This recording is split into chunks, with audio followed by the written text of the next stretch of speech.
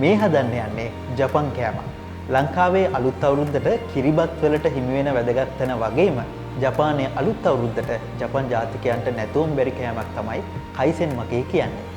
ඒ කියන්නේ ජපානයේ අධිරාජ්‍යවරුන්ගේ කාලේ ඉඳලම හැදෙන මිල අධික කෑමක් තමයි කයිසෙන් මකී. කයිසෙන් මකී කියන්නේ සූෂි වර්ගයක්. කයිසෙන් කියන්නේ මුහුදු ආහාර කියන එක. මකී කියන්නේ ඔතනව කියන එක. අමු මාළුත් මේ කයිසෙන් මකී හදන්නට භාවිතා කරනවා. එහෙනම් අපි මේ ජපන් කෑම හදන හැටි බලමු.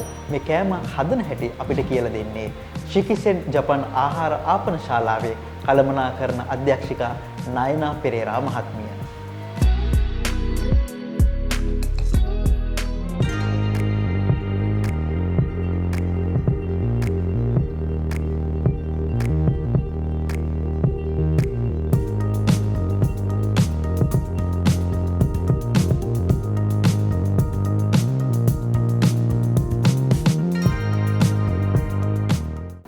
අපි ඉන්නේ කොළඹ තුන පාසල් මාවතේ ශිකිසෙන් ජපන් ආපන ශාලාවකයි.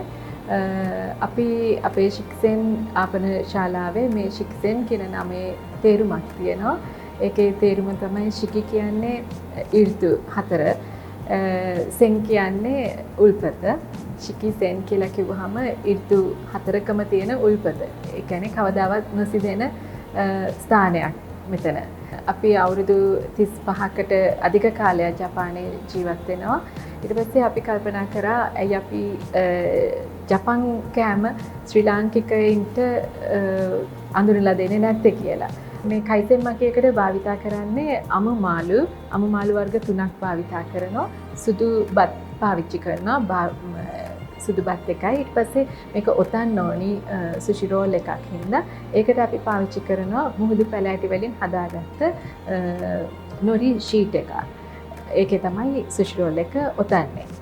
ඒ වගේම මේක අමුමාළු භාවිතා කරලා හදන සුෂි රෝල් එකක් වුණත් අපේ ආපන ශාලාවේ ජපානයේ තියෙනවා අමුමාළු භාවිතා නොකරන සුෂි වර්ගත් රාශියක් තියෙනවා. එම නිසා අමුමාළු කන්න අකමැති කෙනෙක් ඉන්නවා නම් ඒගොල්ලන්ට ඒ වගේ පිසු ආහාර ද්‍රව්‍ය භාවිතා කරලා හදාගන්න සුෂි රෝල් එක කැමකට ගන්න පුළුවන්. අපි දැන් කයිසෙන් මකී එක හදන්න යන්නේ. ඒ කියන්නේ මික්ස් සීෆුඩ් සුෂි රෝල් එක. ඒකට අවශ්‍ය කරන ද්‍රව්‍ය ටික අපි දැන් ලෑස්ති කරගෙන තියෙනවා. මුලින්ම සුදු පාට බත්, එක පොඩක් ස්ටිකි රයිස් එකක්, ඊට පොඩ ඇලෙන සුළුයි. ඊට පස්සේ අපි ගාව තියෙනවා එළවලු වර්ග 2ක් තියෙනවා. ඊට පස්සේ තියෙනවා මාළු වර්ග 3ක් තියෙනවා. මාළු වර්ග 3 අපි භාවිතා කරලා තියෙන්නේ ටූනා එක තියෙනවා. ඊට පස්සේ වයිට් ෆිෂ් එක තියෙනවා. ඊට පස්සේ සාමන් එක තියෙනවා. ඊට පස්සේ මෙතන කොළ පාටට තියෙන්නේ වසබි. වසබි අපි මේ තරම ප්‍රමාණයක් පාවිච්චි කරන්නේ නැහැ. මේකෙන් පොඩි සුළු ප්‍රමාණයක් පාවිච්චි කරන්නේ. මොකද ඒක සැර නිසා. ඊට පස්සේ අපි පාවිච්චි කරනවා මෙතන තියෙනවා නොරි කොලයක් තියෙනවා. මේක තමයි අවසානයේ අපි සුෂි එක රෝල් කරන්නේ. ඔතන්නේ මේ කොලේ භාවිතා කරලා. ඊට පස්සේ අපි ගාව වතුර ලෑස්ති කරගෙන තියෙනවා. මේ වතුර භාවිතා කරන්නේ අපි මේ බත් අතින් අල්ලනකොට එහෙම අතේ මේක ස්ටිකි රයිස් එකක් හින්දා අතේ ගෑවෙන ඉඳ බලනවා, ඇලෙන්න බලනවා. ඒ ඇලෙන ගතිය නැති කරගන්න තමයි මේ වතුර භාවිතා කරන්නේ. අපි කයිසෙන් මකියකට තව දෙයක් භාවිතා කරනවා. ඒ තමයි මෙතන මේ තියෙන විනාකිරි. ඒක සුෂි හදන ඒක සුෂි වලටම ආවේනික වුණ විනාකිරි වර්ගයක්. ඒක තමයි අපි බත් වලට දාලා මිශ්‍රණය කරන්නේ. අපි දැන් මුලින්ම කරන්නේ මේ විනාකිරි එක බත් එකට මිශ්‍ර කරන එක.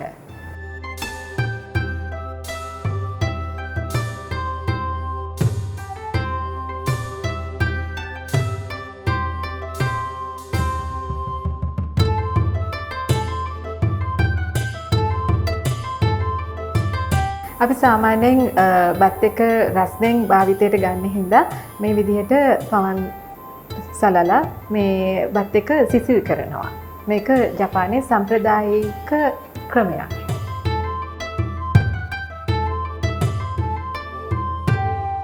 ඊළඟට අපි මේ විදිහට සකසාගත් ගත්තු බත් ටික මේ නොරි කොලේ එකපාරක් අතුරනවා.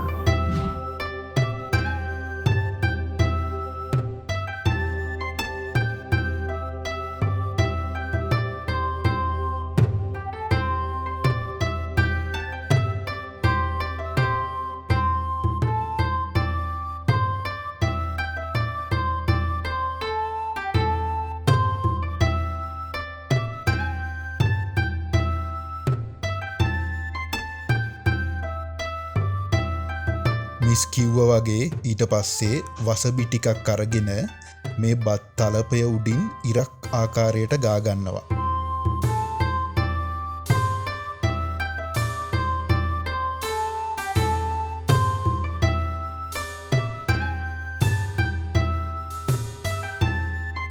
ඉන් පස්සේ මේ අමු මාළු ටික බත් තලපය උඩින් අතුර ගන්නවා.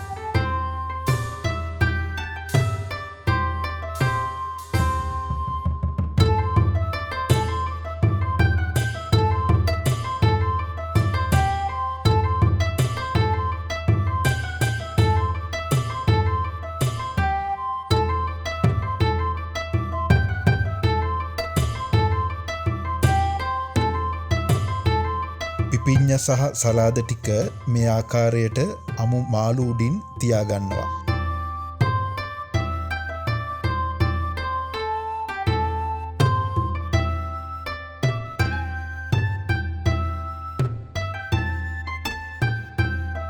අවසාන වශයෙන් අපි නොරි කොලය එක්කම මේ සියල්ල රෝල් කරගන්නවා.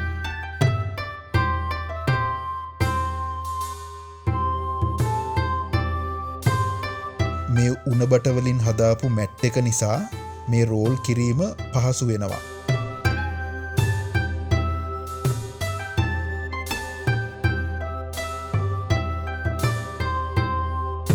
ඉන් පස්සේ අපි කෑලි 8කට වගේ මේ රෝල් කරපු සූෂි එක කපා ගන්නවා.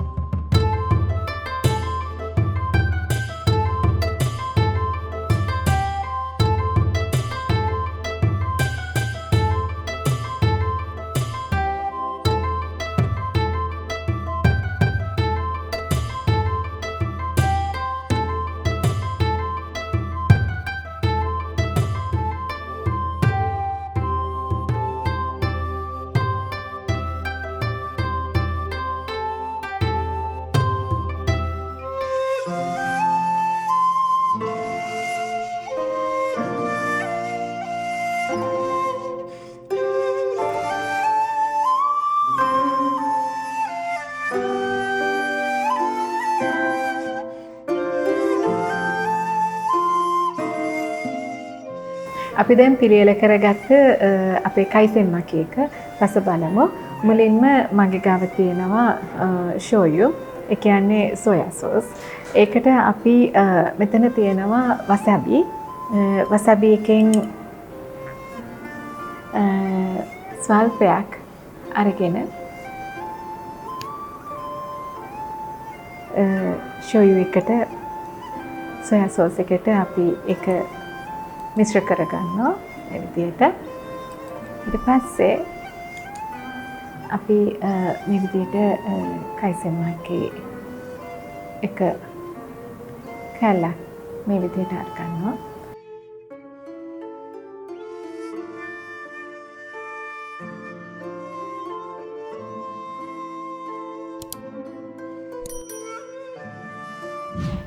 හරිම රසයි. මොකද රස වෙන්න එක හේතුවක් තමයි මේ සෝයා සෝස් එක.